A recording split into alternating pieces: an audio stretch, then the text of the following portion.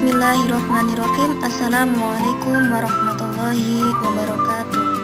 Kami akan mempresentasikan tentang langkah-langkah pengembangan kurikulum PAI yang beranggotakan saya sendiri, Lufi Hasanah, dan teman saya, Ina Istiqomah. Langsung saja, yang pertama yaitu ada langkah-langkah pengembangan kurikulum. Langkah-langkah pengembangan kurikulum merupakan suatu gerakan proses perencanaan dan penyusunan kurikulum.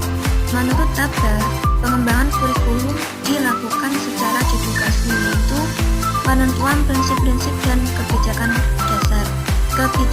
dasar. 5 langkah pengembangan kurikulum model Tabba, yaitu menghasilkan unit-unit percobaan, menguji coba unit eksperimen, mengadakan revisi dan konsolidasi unit-unit eksperimen, mengembangkan seluruh kerangka kurikulum, implementasi dan diseminasi kurikulum yang telah teruji. Ada 4 langkah menurut Roger.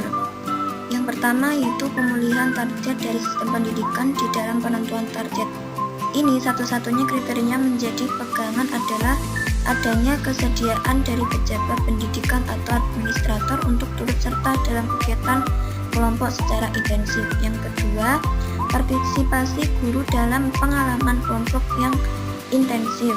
Yang ketiga, pengembangan pengalaman kelompok yang intensif untuk satu kelas atau unit pelajaran. Yang keempat, partisipasi orang tua dalam kegiatan kelompok. Selanjutnya yaitu ada langkah dari menurut Hikam. Yang pertama yaitu menentukan arena atau wilayah yang akan dicakup oleh kurikulum. Yang kedua, menetapkan personalia. Yang ketiga, organisasi dan prosedur pengembangan kurikulum, implementasi kurikulum, dan evaluasi kurikulum. Dalam prosedur ini, menurut Umar Hamalik, dalam pengorganisasian kurikulum terdapat beberapa prosedur. Yang pertama yaitu prosedur pembelajaran. Yang kedua, prosedur survei pendapat. Yang ketiga, prosedur studi kesalahan. Yang keempat, prosedur mempelajari kurikulum lainnya. Yang kelima, analisis kegiatan orang dewasa. Yang keenam, prosedur fungsi sosial. Dan yang ketujuh, prosedur minat dan kebutuhan remaja. Selanjutnya akan disampaikan oleh teman saya. Implementasi kurikulum. Implementasi kurikulum merupakan suatu proses penerapan ide, konsep, kebijakan, atau inovasi dalam suatu tindakan praktis sehingga dapat memberikan dampak baik berupa perubahan pengetahuan, keterampilan maupun nilai dan sikap dalam suatu aktivitas pembelajaran. Implementasi kurikulum merupakan proses interaksi antara fasilitator sebagai pengembang kurikulum dan peserta didik sebagai subjek belajar. Nah, jadi implementasi kurikulum ini yang merupakan suatu konsep dari pemikiran-pemikiran yang akan menjadikan perubahan terhadap pengetahuan, keterampilan, nilai, dan sikap dari peserta didik yang dilakukan melalui interaksi antara pendidik dan peserta didik. Implementasi kurikulum ini dipengaruhi oleh beberapa faktor, yaitu pertama, ada karakteristik kurikulum yang mencakup ruang lingkup ide baru suatu kurikulum dan kejelasannya bagi pengguna di lapangan. Kedua, ada strategi implementasi yang di dalamnya bisa terdapat diskusi, profesi, seminar, penataran, lokakarya, penyediaan buku kurikulum, dan kegiatan-kegiatan lainnya. Yang ketiga, ada karakteristik pengguna kurikulum yang meliputi pengetahuan, keterampilan, nilai, dan sikap terhadap kurikulum serta kemampuannya untuk merealisasikan kurikulum dalam pembelajaran tersebut. Nah, jadi seorang pendidik yang akan mengembangkan kurikulum dan menerapkannya, maka harus memperhatikan karakteristik dari kurikulum itu dan strategi yang digunakan dalam menerapkan kurikulum tersebut, dan juga memperhatikan karakteristik dari penggunaan kurikulum yang telah dipilih oleh seorang guru. Dalam proses pendidikan yang di dalamnya terdapat kegiatan belajar mengajar, sekolah harus menciptakan suasana belajar yang menyenangkan dan melibatkan semua indera dan lapisan indera dan lapisan otak, serta menciptakan tantangan agar peserta didik tumbuh dan berkembang secara intelektual dengan menguasai ilmu pengetahuan, terampil memiliki sikap arif dan bijaksana, berkarakter, serta memiliki kematangan emosional. Dalam melakukan kegiatan tersebut, ada beberapa hal yang harus diperhatikan, yaitu pertama, pengembangan kurikulum tersebut harus memenuhi kebutuhan peserta didik. Yang kedua, bagaimana mengembangkan keterampilan pengelolaan untuk menyajikan kurikulum tersebut. Yang ketiga, ada pengembangan berbagai pendekatan yang mampu mengatur perubahan sebagai fenomena alamiah di sekolah. Poin selanjutnya ada evaluasi kurikulum. Evaluasi kurikulum merupakan salah satu komponen penting dari pengembangan kurikulum.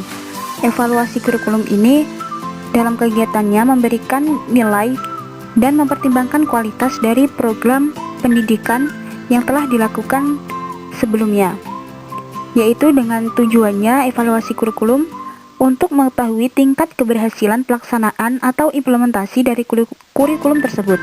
Apakah sudah mencapai tujuan sebagaimana ditetapkan dalam dokumen kurikulum yang sebelumnya, dari mulai tahap perencanaan, pelaksanaan hingga penilaian pembelajarannya.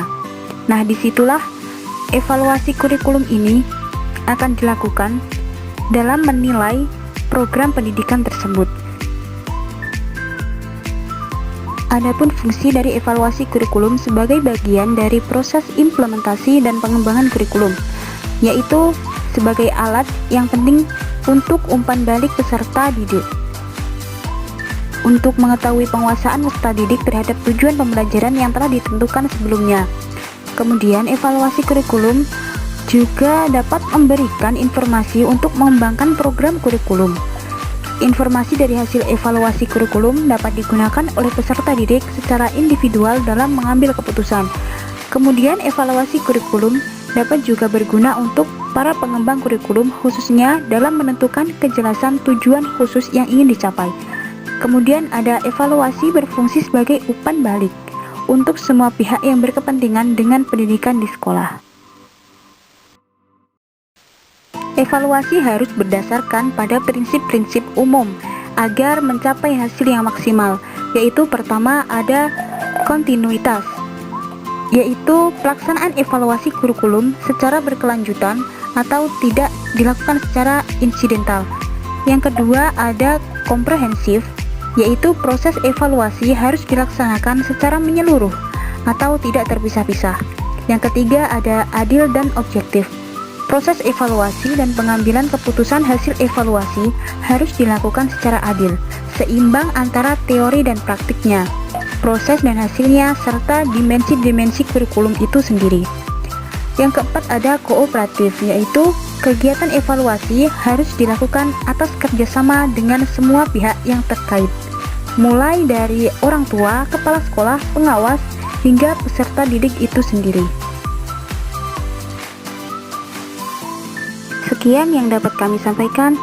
Terima kasih atas perhatiannya. Mohon maaf atas kekurangannya. Sekian, terima kasih. Wassalamualaikum warahmatullahi wabarakatuh.